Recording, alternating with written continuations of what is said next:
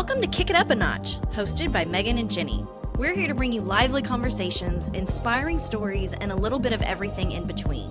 Whether it's life, business, or just a good laugh, we're turning up the energy and diving into what makes life extraordinary. Let's kick it up a notch.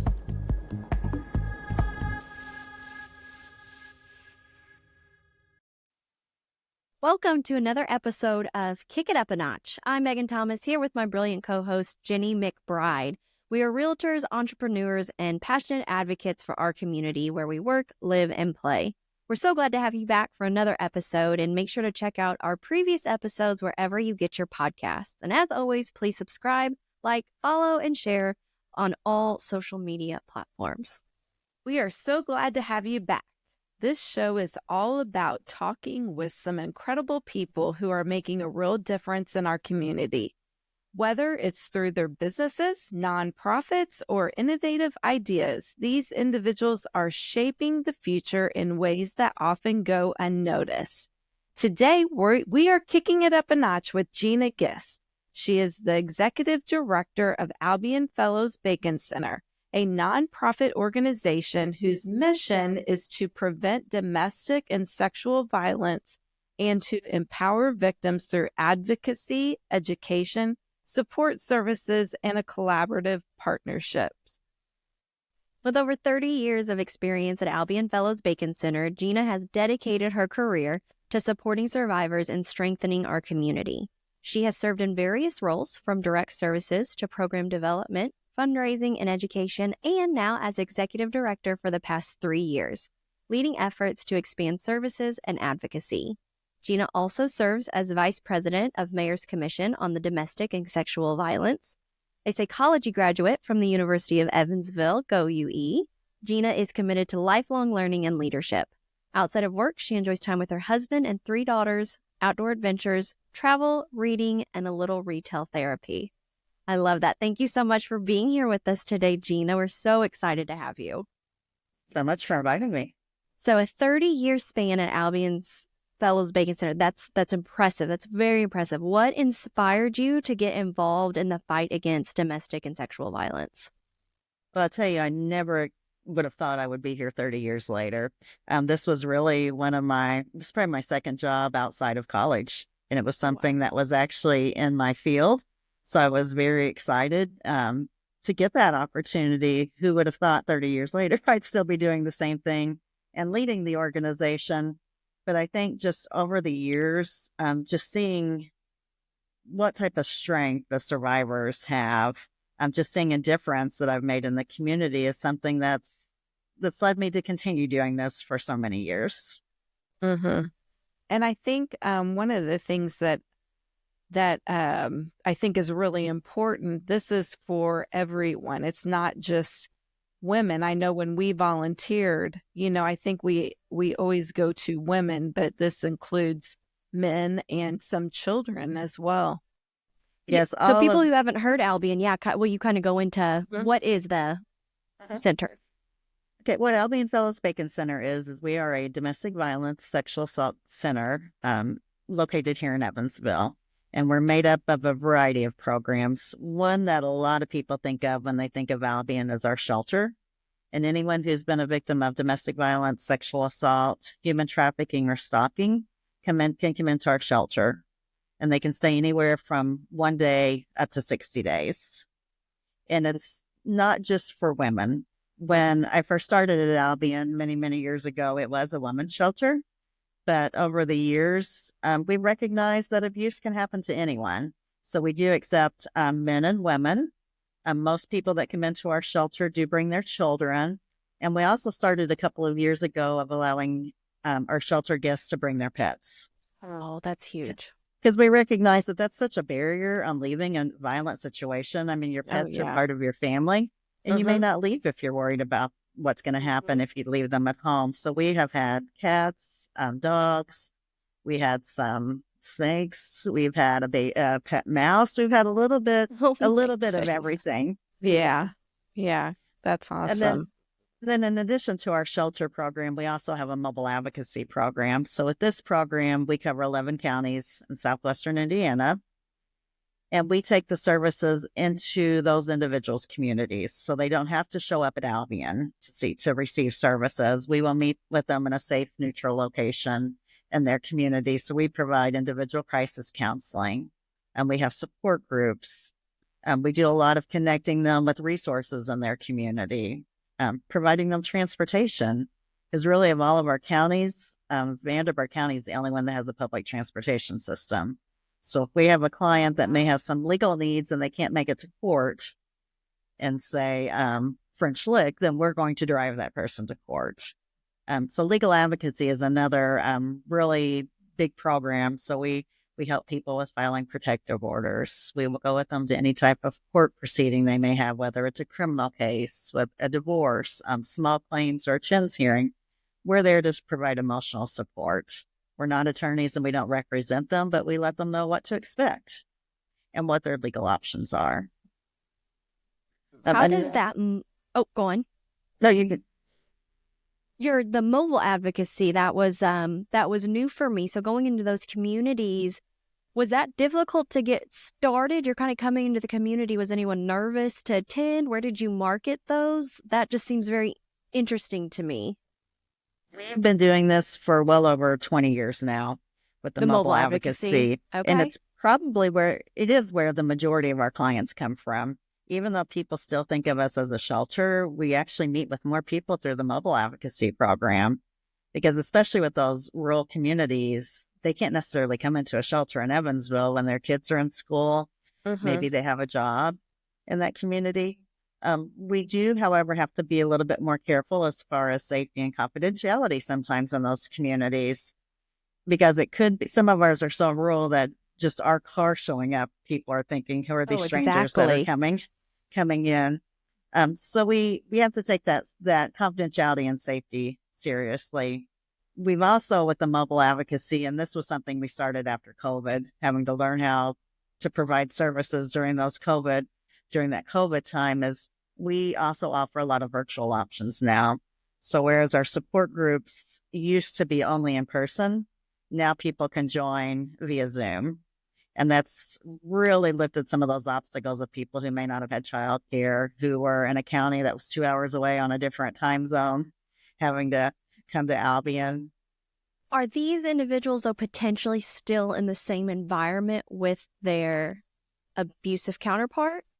They could be. Some of them are still in the relationship and they haven't decided what they want to do at this point. Some may have left, but they have housing or friends or family that they can stay with. So we see a little bit of everything. One of the things with our program at Albion is we support our clients in whatever decisions they want to make. So if they don't want to leave that relationship, we're not going to tell them they have to get a divorce or that they have to leave. We're going to work with them on helping them identify what's happened to them, helping them deal with the trauma, as well as safety planning with them on ways to remain safe in the situation. Mm-hmm. That's amazing, because a lot of those they don't have those resources, and that's great to know that you will go to them. So that's amazing. So what does a day look like in your role as the executive director? It can vary. It seems like I'll sit at my desk and before I know it, it's already afternoon and the day's almost over. I stay pretty busy. Say this week I've been working on a grant proposal, which is one of our largest grants that fund our agency. Just before I got onto this call, I had a meeting with the directors from all the directors throughout the state. The Indiana Coalition Against Domestic Violence hold a directors meeting once a month, dealing with team members, things that are going on in the shelter. A couple days ago, we had a baby in the shelter, so getting to hold and cuddle with the baby. It's a little bit of everything, a lot of meetings, a lot of reports. And also getting that chance to meet with the clients, especially the ones that are living in our shelter, I can see on a pretty regular basis. Mm-hmm. To the people that in your shelter that help these men, women, children, what are they, volunteers or paid staff? Yeah, paid staff. We do have a team of 12 paid advocates. that provide, they work in 3 different stations. They either work in guest services, and when they work in guest services, they're the ones that are helping the guests that live in our shelter. So if they want to come up and talk with someone about things that are going on, if they need bus tokens, or if they need a resource, when somebody works in guest services, this is what that advocate takes care of. When they're in crisis intervention, then they're going to be answering our crisis hotline, which we have available 24 hours a day, 7 days a week, every day of the year. Also, when they're on crisis intervention, if we have anybody that just shows up at our door and wants to talk with someone, then the advocates that are working crisis intervention will meet with them at that time immediately. We're not going to make somebody wait or turn them away and tell them, schedule an appointment, come back. We're going to talk with them as soon as they get here. And then also in crisis intervention, we have a program to where our advocates are available to go on site to different places. So we get a lot of calls from the hospital emergency room. So if there's a domestic violence victim or a sexual assault victim, we will send our advocate that's on crisis intervention. We will dispatch them immediately to that emergency room. They're there to let the person know what's going to happen in the medical exam. They're going to work with them as far as safety issues. Where are you going after you leave here? Do you have the medication that you need? Do you need transportation? And then also, if they want to report to law enforcement, then we will be there with them during that interview with law enforcement as well. Do you see them taking the path of wanting to go the law enforcement route more often than them not wanting to? I would say probably not as many go the route of law enforcement. That's just such a scary and such a big step. And many times their abusers have told them, if you call law enforcement, then I'm going to make sure you can never dial that phone again. Or I'm going to convince them that you're the one that's being abusive and they're going to take you to jail.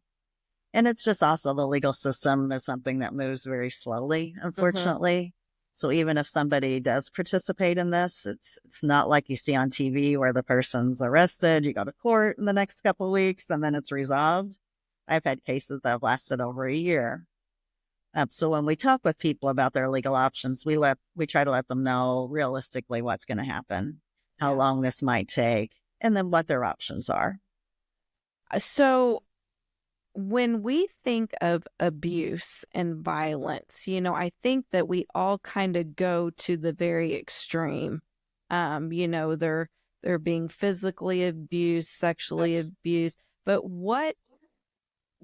where does it start typically? What's the most, I hate to say, minor way a person can be abused? That entry level start. What's that entry level that somebody needs to come in and start talking to you guys or reach out and say, what's going on here?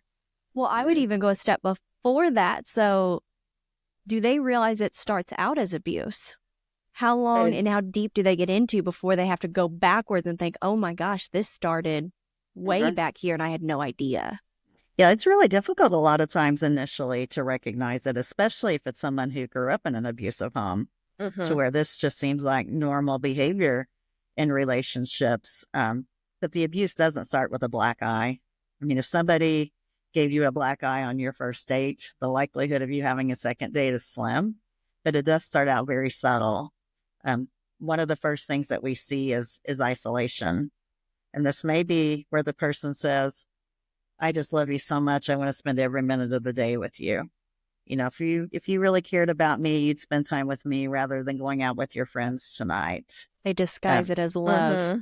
I had a teenage client years ago who her boyfriend used to tell her, I want my voice to be the last thing you hear before you go to bed at night. And he actually would take it a step further and have other people call to see if she would answer the phone.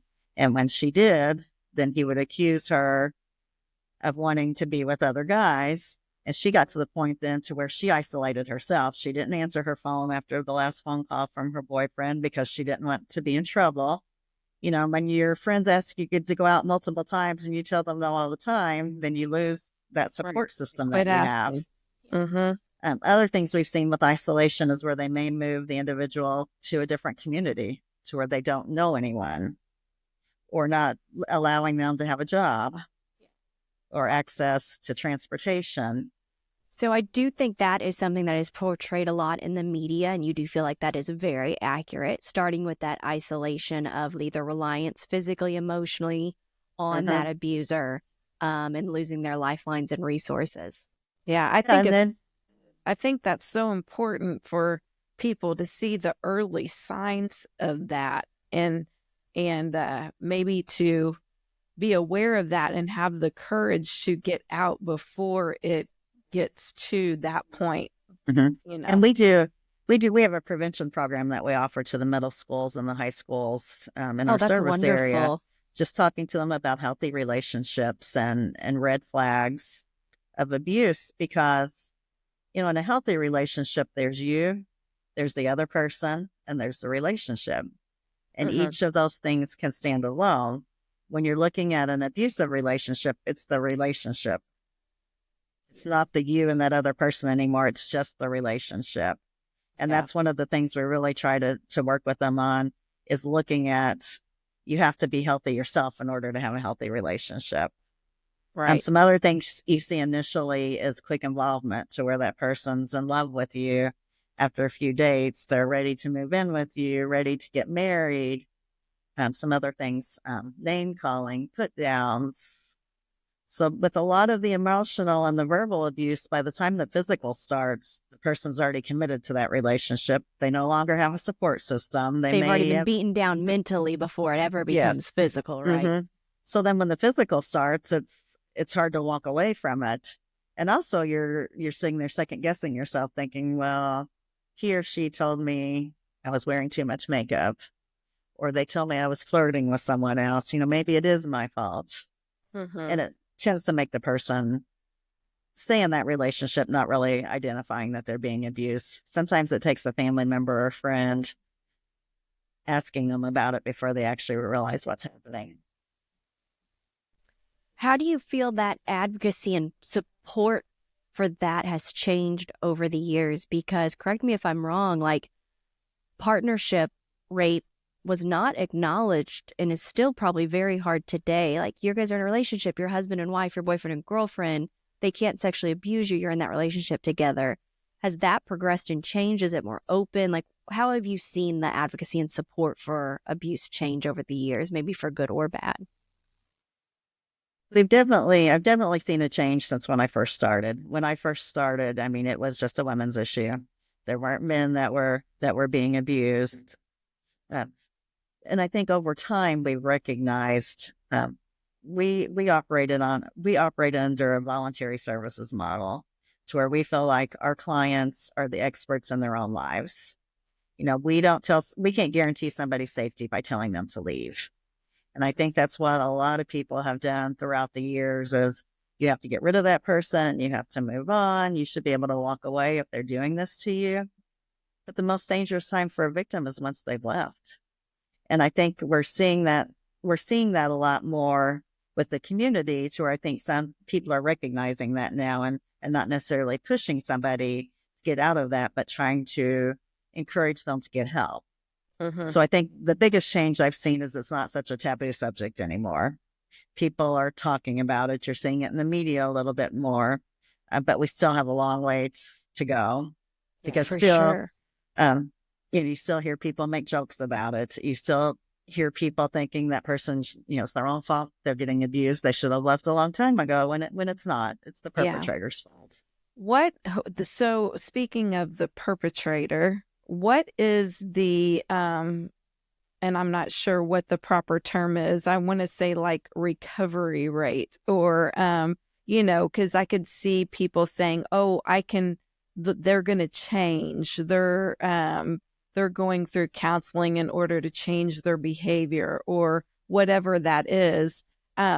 What is there a statistic on the recovery rate for an abuser? Like, how many former abusers actually become non-abusers? I don't have an exact statistic, but last time it was fairly low. Yeah. Most abusers who receive any type of counseling, it's usually court-ordered counseling.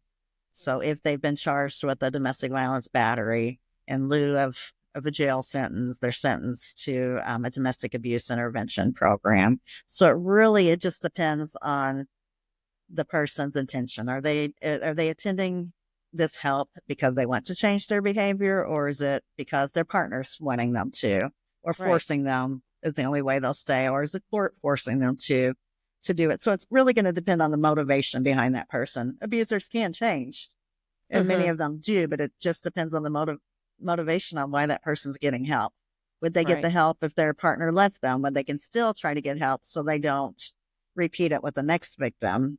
Having been at Albion for so many years, there are certain names that we hear of abusers all the time that we've had 3, 4, 5 clients over the years that have had that same perpetrator. From the same perpetrator. Wow. Yes. How do you guys, I don't want to say handle, but you are very passionate and dedicated to this, and we know you've seen change. How do you see the same different victims from the same person, and what actions can be taken, knowing that, like, it's on the abuser and you're helping them and that's your guys' focus, but my goodness, to know it's the same abuser who is doing this. It can be challenging, and we get a lot of repeat victims. I shouldn't say repeat, re-victimized victims as well. And when you're dealing with domestic violence issues, you have to look at success a little bit differently than some programs do. We look at success as that person is comfortable calling us again, or if they lived in our shelter and they left, that they feel comfortable enough that they'll come back again if something happens. That's a great point to remember.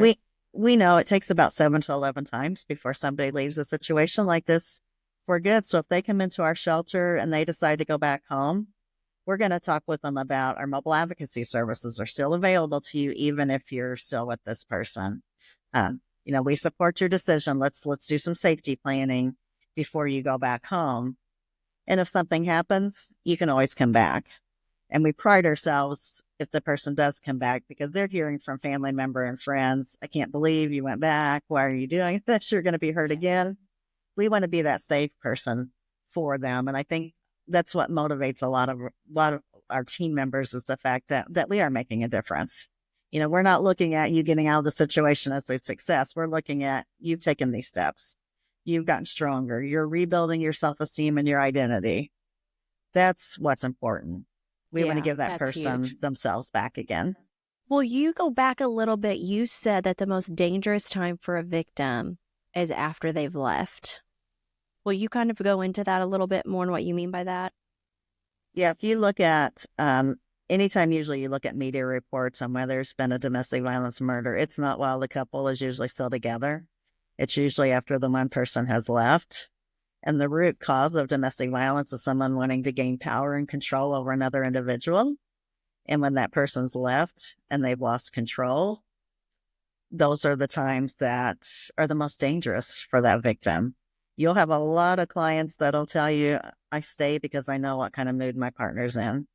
I don't have to worry about this person breaking into my house in the middle of the night if they're here. And it's very frightening. But if you look at the ones that have happened in Evansville, in our area, in the last couple of years, they have been after somebody's left.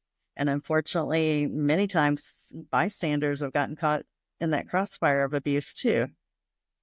So it's something that domestic violence is something that doesn't just affect the family that's experiencing it, but friends, family, and the community. Absolutely. How many times are drugs usually involved in these situations? We do see quite a lot of both perpetrators and victims using substances. I mean, for the victim, a lot of times it's a way to numb themselves to the pain that they're experiencing. Abusers many times want to get their partners addicted to drugs or alcohol because they're a lot easier to control if they're under the influence. Not to mention, that's another thing they can use against them. If you try to call the police, I can tell them you've got drugs in your car right now, or I'm going to tell DCS to drug test you, and then you're going to lose your children. So drugs and alcohol, unfortunately, are used in quite a few of these cases. Yeah. Do you have resources Like if someone would come to your shelter and you knew that they were using, and do you have resources for them to help them with that?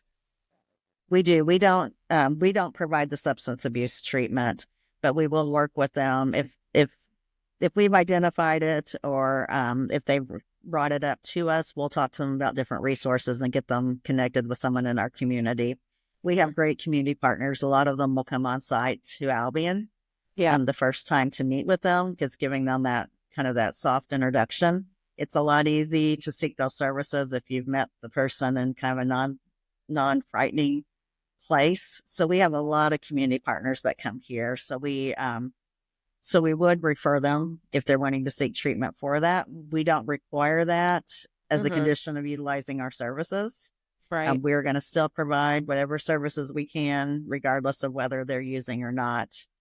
We also are fortunate to receive some funding to where we can help pay for therapy services for clients. Oh, that's wonderful. So we're working with a couple of agencies in Evansville who actually, one in particular, Full Bloom Counseling. They come on site to our shelter a couple days a week, and they will meet with both our shelter or our mobile advocacy clients who are interested in therapy.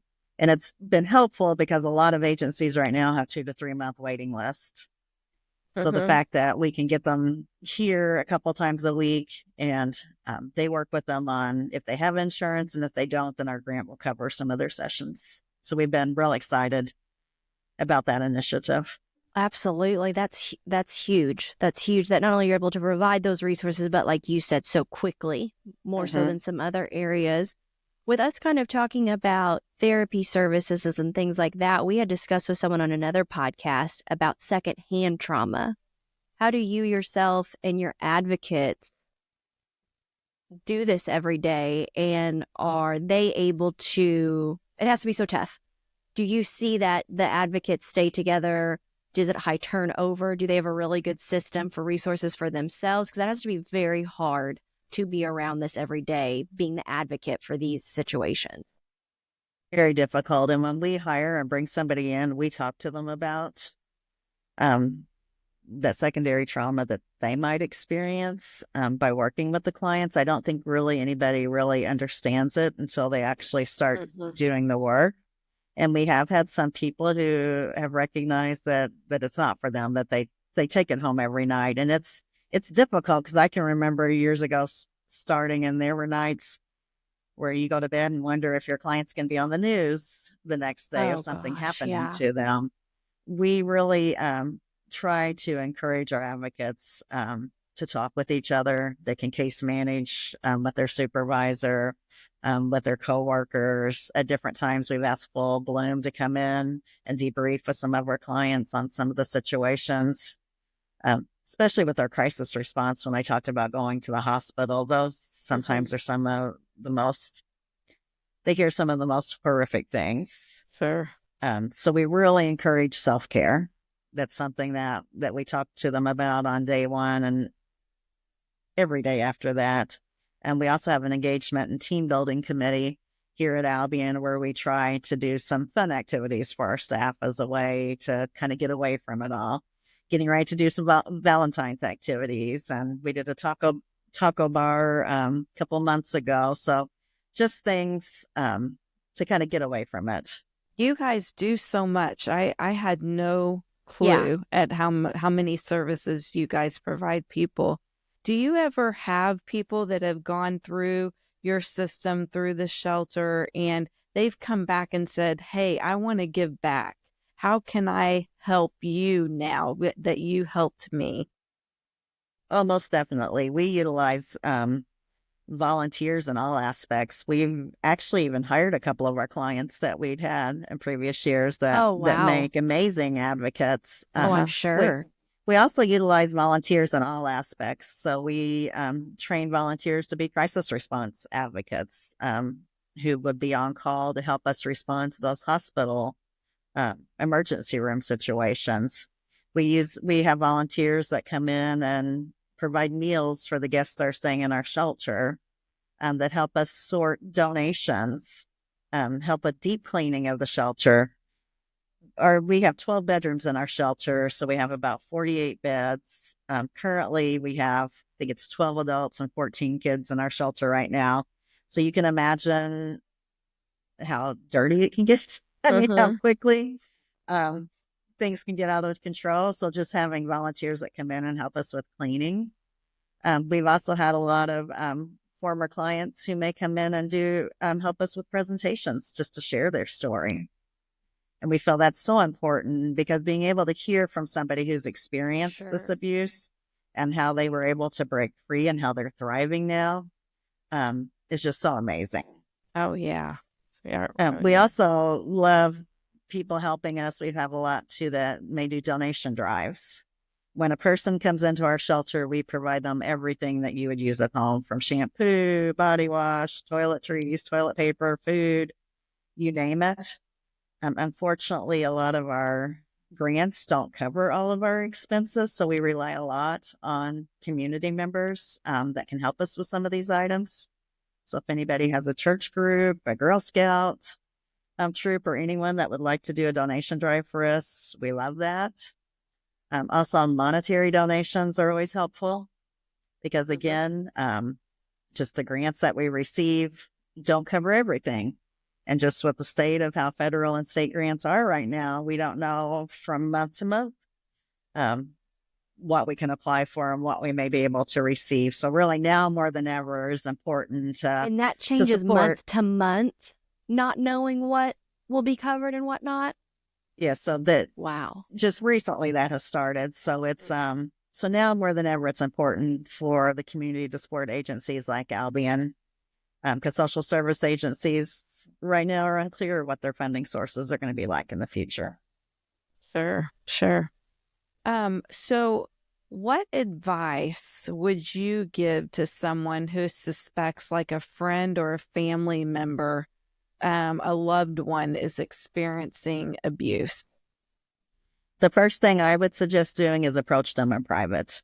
You don't want to do it with any other friends or family or the perpetrator around. You can ask them, I've noticed that your partner doesn't seem to treat you very well, or I've noticed you have fingertip bruising on your arms. Just wanted to let you know that I'm here for you. You want to listen to them and be non-judgmental. And you also want to expect that they may not say, oh, thank you so much for bringing this up the first time, but you planted that seed. And now they know that you are a safe person when they're ready to confide in somebody that they can come to. The other thing you want to know is just be aware of what resources are available in the community for them. All of our services are free of charge. They are all confidential. And we will also meet with them wherever they want to meet. They don't have to come to our agency. We're not going to go into their home.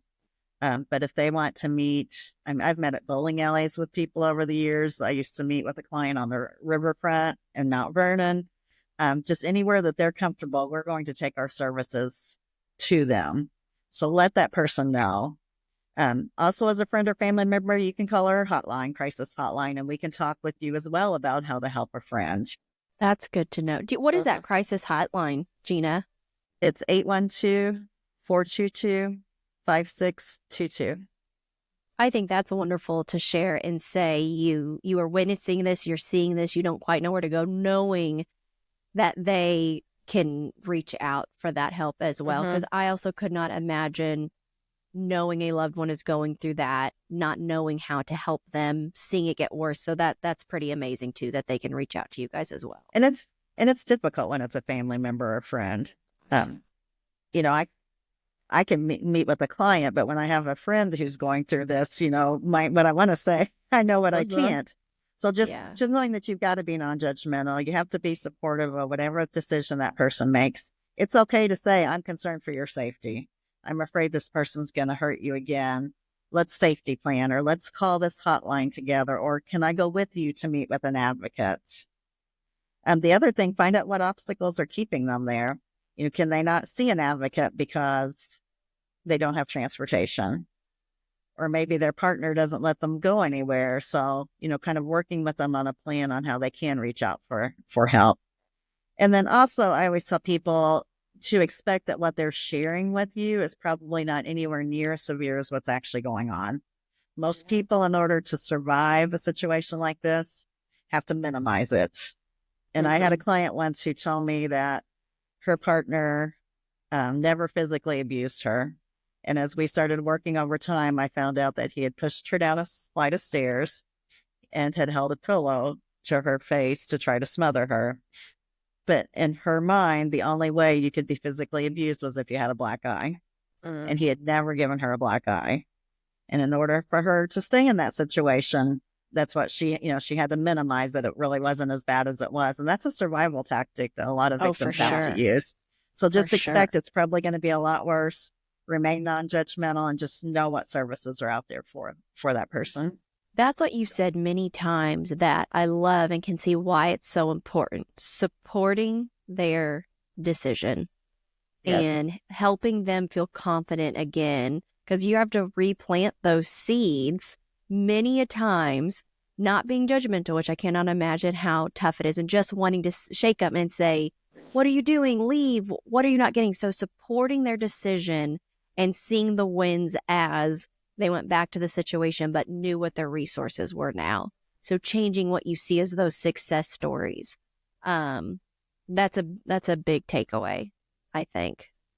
And that's just so important, because all it takes is one person telling the victim, oh, you're so stupid, I can't believe you went back. That's going to shut them down and start reaching out for services or talking to that individual again. So you have to be supportive. It's not easy to get out of these situations. And again, reiterating what their abuser's probably telling them, you're not good, you don't make good decisions, you're dumb. And then hearing someone who cares about you, who truly is coming from a love standpoint, not a violent standpoint of how could you do this? Why are you going back? That's just reiterating the negative thoughts that have been planted. And I think that's what's so, I don't want to say it's not brilliant, but the game of those manipulators that they have to get into someone's psyche like that is dangerous, how tight those grips are mentally in their brain and how it breaks them down. Yeah, but abusers are master manipulators. Exactly. And they have their personality at home, but on the outside to everybody else, they can be the most successful, the most friendly. You would never, ever expect something like this would happen. And that's what keeps a lot of victims there as well, because they're afraid no one would believe me. Everybody thinks he or she is the most wonderful person in the world. They're well respected at church. They have lots of friends. They're successful at their job. Why would somebody believe that this person's doing this to me? Wow. Yeah, the thought of that. What is someone listening today, what is the most impactful way they can help? I think one of the most impactful ways for them to help is to get on board on the fight against domestic violence. What does that look like, getting on board for that fight? I think on that is if you hear people making jokes about it, you hear jokes all the time about, oh, if that was my person, I'd be giving them a black, or if you see someone with a black eye and laughing and saying, oh, did your husband or your wife give that to you? When you hear jokes in the community like that, stop the person and saying, that's not a good thing to say to that person. That could actually be a survivor of domestic violence. And now you're making a joke of it. The other thing is just educate yourself about the issue. Domestic violence is something that happens to about 1 out of every 4 women and about 1 out of every 6 men. Wow. You are going to know somebody who's experienced this, whether it's yourself, family member, a friend, your next door neighbor, could be your daughter's teacher at school. You are going to know somebody, so you need to educate yourself about this. Also be aware of what services are available in the community to help someone, and be a resource to them. If they come to you or if you recognize this is happening, give them those referrals, offer to go with them, and do whatever you can to make it easier for them to reach out for help. The other thing is to support domestic violence programs, whether it be a monetary donation, whether it be volunteering your time or sharing a talent or providing something essential that they may need. Supporting that's going to be so important, because when you look at those statistics, there are so many people experiencing this. We receive probably about 900 crisis calls a month from people experiencing domestic and sexual violence. We have, I would say, about 75 people in our shelter in a month's time. Then when you add on our mobile advocacy program where we have a couple of people each month, it can be overwhelming. Our shelter, as soon as we have a bed empty, we have 2 or 3 people waiting for a bed. It's unfortunate. There's not a lot of we are full as soon as we have a bed open. So even though there's Albion and the YWCA that both have beds available, we both are full almost all the time. Those numbers are staggering to me. 1 in 4, 1 in 6. Yeah, especially we don't think of our area as a big city, really. I always say we're a small, mid-sized city, and to hear those numbers just floor me. Yeah, I think I was stuck on those numbers as well. Yeah, so if someone wanted to support Albion, whether through monetary donation, volunteering, you said that you needed like toiletry type supplies and things like that for the people in the shelter. How do they go about doing that? Give us a call. I'm at 812-422-9372. They can also access our information on our website and on our Facebook and Instagram pages. Also, I would encourage you to follow us on social media. That will show all the different activities that we have. In April is Sexual Assault Awareness Month, so we will be planning a Take Back the Night March, which is going to be held in downtown Evansville. We also have our gala, which is our biggest fundraiser of the year, on April 4th. And then we'll be doing lots of other things as well. Also, February is Teen Dating Violence Awareness Month, so you can follow us on Facebook to see some of the different activities we're doing in regards to teen dating violence. And then also there's a lot of legislation right now that we're really encouraging people to support. Some's on. One of them that we have right now on our Facebook page is asking our legislators to allow a hearing for VOCA funding. So this funding is for agencies who serve victims of crime. It's been cut for the last several years. So this is a VOCA fix to try to reinstate some of that money. A lot of agencies won't be able to survive with the VOCA funding. So we really encourage, when a lot of this legislation is coming through, we'll have it on our Facebook page to get people to get behind that and support us and the entire state as well. That's really good to know. And that's very helpful that you put that out there on that social media. Because people I'm sure it's not getting huge broadcast in the news. So having another way to push that out, that's very good to know and be educated and get behind that. Yeah. Well, Gina, we're going to wrap this up. And we are so honored that you have come and talked to us today. Our area is so honored to have you advocating for these people that need help. Nobody deserves to be physically, sexually abused. And we thank you for all of your hard work, your staff, Albion, the facility, everything that you guys do. We appreciate you, and we hope that we can help give back to you somehow too. Thank you so much for inviting me. Yeah, absolutely. Thank you so much for listening today. Be sure to follow us and subscribe wherever you get your podcasts. Stay connected with us on social media, and we want to hear from you. Let us know what you learned from today's episodes or any questions you'd like us to follow up with and ask, or of course, any resources we can help provide. Until next time, let's all keep working together, stay educated, and let's kick it up a notch in everything we do. Bye-bye. Thanks for tuning in to Kick It Up a Notch. If you enjoyed today's episode, don't forget to subscribe, leave a review, and share it with your friends. Until next time, keep reaching higher and kicking it up a notch.